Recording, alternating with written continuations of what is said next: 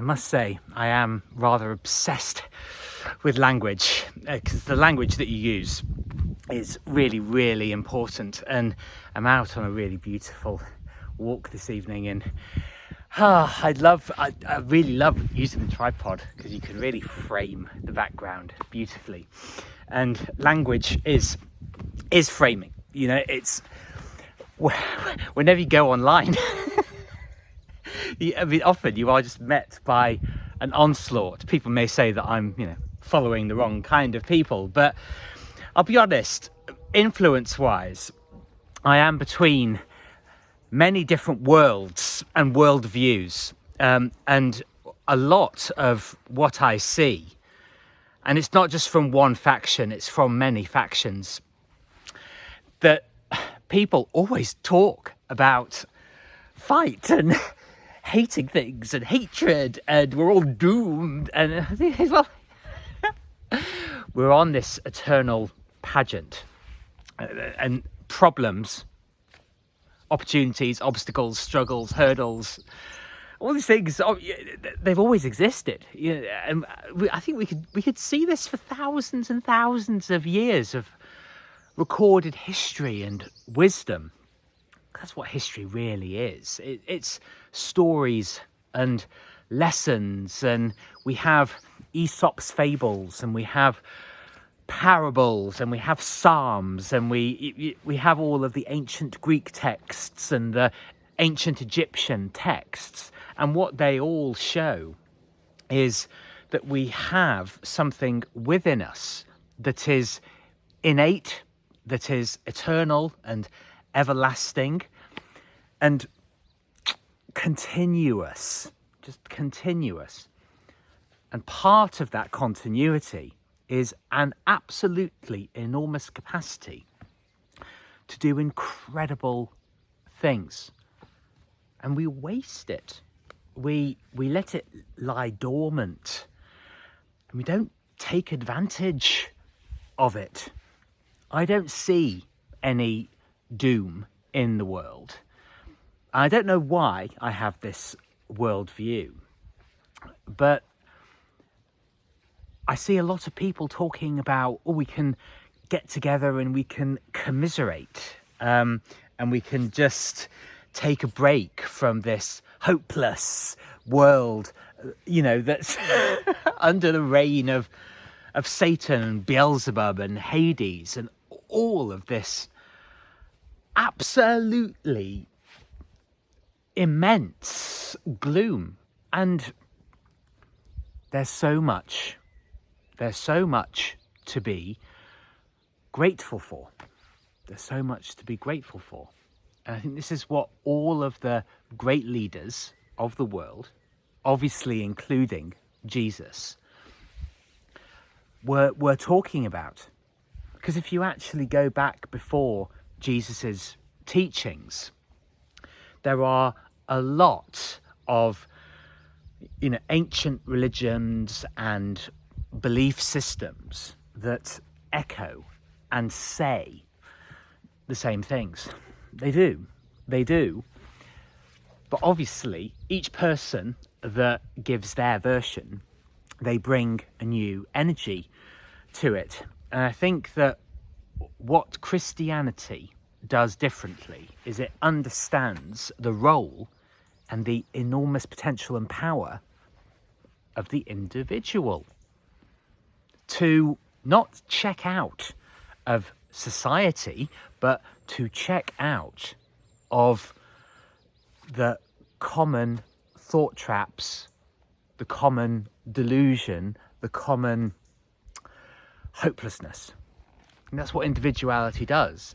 It means, okay, that person over there, or that group of people, if there are groups, they're all doing that. Right, fine, I'm going to accept that. Radical acceptance. But I don't have to.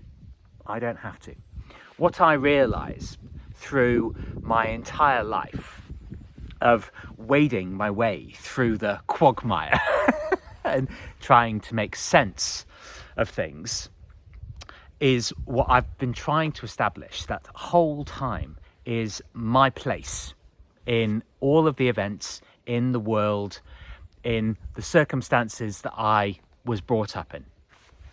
That's what I've been trying to do. And I'm actually starting to make real headway. And it was actually from this point that, it was quite a while ago now, a video that I did where I talked about being with my ex-boyfriend,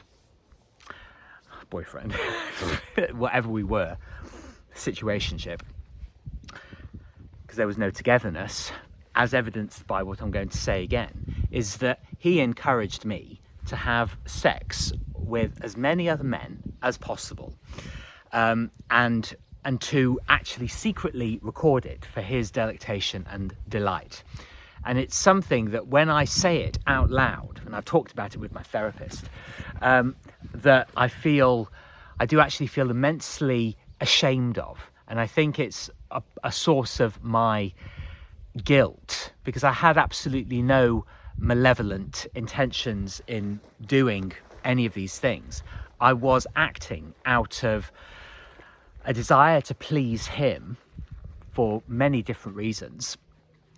And I always felt excited about it, I can't lie, but I also felt wretched. And one of the things that my therapist said to me, well, the thing is, Martin, you were doing it for good reasons. I mean, it wasn't a good thing to do, but you were doing it, Martin, because you wanted to be liked by this person. Now, this is the terrible trap of needing approval from people. You will do absolutely, and this is my biggest example of doing this, you will do the most ridiculous and selfish and untoward things in order to get the things that you believe that you need.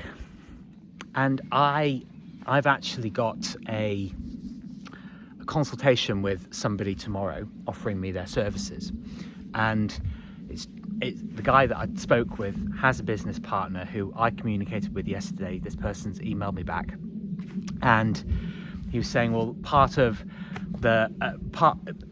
succeeding in business is turning wants into needs. And I always see these as false dichotomies, because you need both. You need a motivation and you need discipline, otherwise you're just aiming in the dark. And when you have this desperation, this need, to get approval from somebody who, doesn't value humanity, you'll do crazy things, mean things, manipulative things, deceptive things. And I did that. It was deceptive, to get these men on camera. And I feel embarrassed actually saying it again. I really, honestly, I do feel embarrassed by doing it. But what I really, really want you to understand is that it doesn't make you an irredeemable, terrible, bad person. But it's absolutely essential to own up to these things and to, please God, stop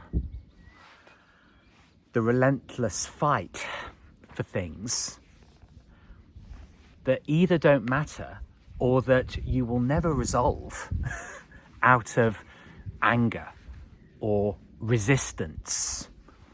I don't believe in fighting for my country or for what's right. What I believe in firmly, and I think this is an eternal lesson that people need to learn, is I am determined to stand up, to nurture and protect the country that I love. Don't fight.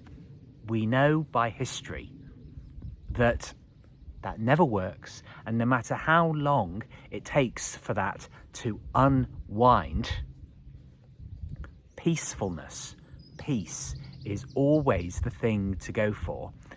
But understand, in pursuing peace, it's going to be a lonely path, because most people will not do it. they won't. It is the totally unfashionable option to go for peacefulness, because in the beginning, when you're setting out on that path and moving away from the mass of humanity, they're going to say, oh, you're just a coward. Oh, you're just weak. Oh, you're just a lily-livered coward of a man. That's what's going to happen. But the pacifists during the world wars, well, they stood up for what's right, and look at how they were derided. That's the path. And I'm not saying that you're going to take slings and arrows, but understand that people are going to think that you're stark raving mad for not wanting to fight. And that's the choice that a few but immensely principled and powerful people take. And it is an option that is always available to you.